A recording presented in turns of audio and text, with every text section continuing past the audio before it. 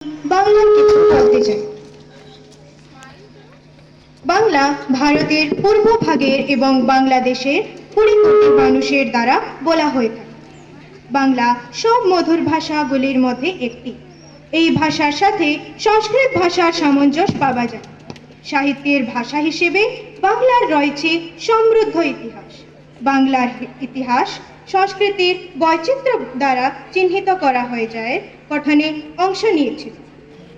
বাংলা সাহিত্য সামগ্রিকভাবে ভারতীয় সাহিত্যের প্রতীক হয়ে উঠেছে এর কবি ও উপন্যাসিকদেরা সাফল্য।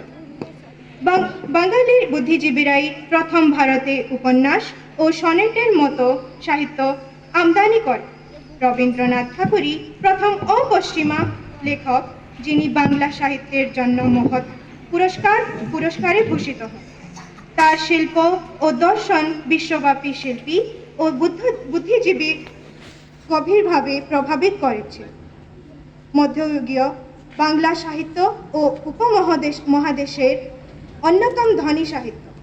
ভারতে বসবাসকারী কবি, উপন্যাসিক, প্রাবন্ধিক এবং পণ্ডিতদের কাজ দ্বারা দেখানি হিসাবে আজ সাহিত্য একটি সৃজনশীল ডোমেন হিসাবে রয়ে গেছে। বাংলার সৃজনশীল অভিব্যক্তি লিখিত শব্দের মধ্যে সীমাবদ্ধ নয়।